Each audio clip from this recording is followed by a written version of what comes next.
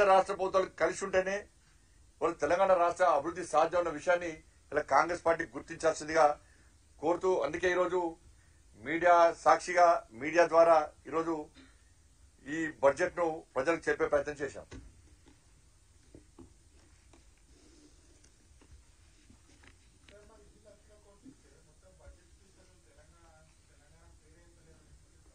Telangana separate దేశ budget ఇది, తెలంగాణకి అని చెప్పి సపరేట్ చెప్పారు కదా.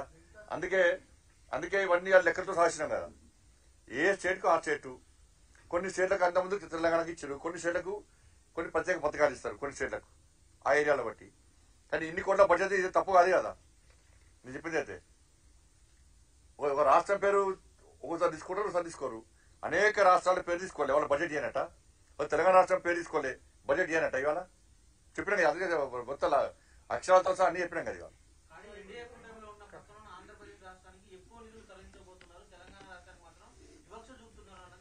ఇవాళ వివక్ష చూపెట్టు ఏముండదు. అరే ఉంటే తప్పకుండా డబుల్ ఇంజన్ సర్కార్ వస్తే ఏ విధంగా అభివృద్ధి చూపెట్టినాం మేము. అయినప్పుడు కూడా తెలంగాణ రాష్ట్రంలో భారతీయ జనతా పార్టీ సర్కార్ లేకున్నప్పుడు కూడా ప్రజలు మెచ్చే విధంగా, ప్రజలకు నచ్చే విధంగా, ప్రజలకు న్యాయం చేసే విధంగా తెలంగాణ రాష్ట్ర అభివృద్ధికి ఈ స్థాయిలో నిధులు కేటాయించినాం. సవాల్ కూడా చేస్తున్నాం. కేంద్రం ఏమిచ్చింది, రాష్ట్రం ఏమిచ్చిందో చర్చించడానికి సిద్ధమని కూడా అడిగినాం.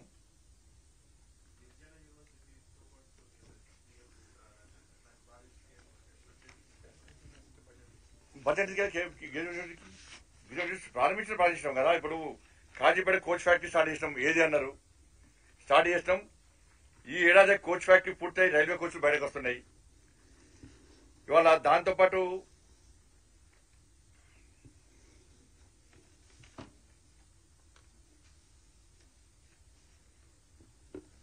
పసు బోర్డు ఏర్పాటు చేసినాం.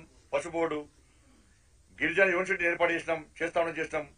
ట్రిపుల్ ఆర్ నిర్మాణానికి 26,000 కోట్ల రూపాయల పైగా వాళ్ళు నిధులు ఇచ్చినాం.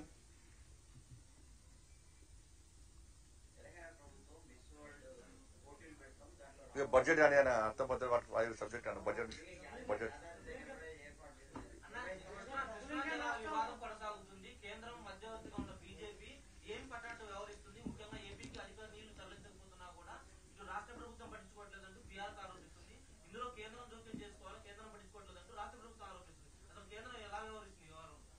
ఇవాళ దక్షిణ తెలంగాణ ఎడారి కావడానికి కారణము మొట్టమొదట కాంగ్రెస్, నెక్స్ట్ బీఆర్ఎస్. ఈ రెండు పార్టీలు ప్రధాన బాధ్యత వహించాల్సి వస్తుంది. కృష్ణా జలాల విషయంలో ఆ ప్రాంతానికి అన్యాయం జరుగుతుందని చెప్పి మొట్టమొదట బహిర్గతం చేసింది భారతీయ జనతా పార్టీ. అపైస్ కౌన్సిల్ సమావేశాన్ని ఏర్పాటు చేయించింది భారతీయ జనతా పార్టీ. అపైస్ కౌన్సిల్ సమావేశంలో అబద్దాలు చెప్పే ప్రయత్నం చేసిండు అప్పటి రాష్ట్ర ముఖ్యమంత్రి కేసీఆర్ గారు. మేము అనేక సందర్భాల్లో అడిగిన ప్రశ్నలకు సమాధానం చెప్పకుండా దాట వేసిండు అప్పటి ముఖ్యమంత్రి కేసీఆర్ గారు. మేము అప్పుడు స్పందించినప్పుడు అన్యాయం జరుగుతుంది, మొత్తం నల్గొండ, రంగారెడ్డి, మహబూబ్నగర్, ఖమ్మం కొంత ప్రాంతం అంతా కూడా ఎడారి గురవుతుంది అని చెప్పి మేము మాట్లాడినప్పుడు అన్ని మూసుకొని కూర్చున్నది కాంగ్రెస్ పార్టీ. ఇవాళ తెలంగాణ రాష్ట్రానికి కృష్ణా పరివారక ప్రాంతం ఆ ప్రాంతానికి తెలంగాణ వాటా ఎంత? 299 టీఎంసీలు, 575 టీఎంసీలు మన వాటా. కానీ అప్పటి రాష్ట్ర ముఖ్యమంత్రి ఆంధ్ర నాయకులతో కుమ్మక్కై ఏం చేసిండు కేసీఆర్ గారు?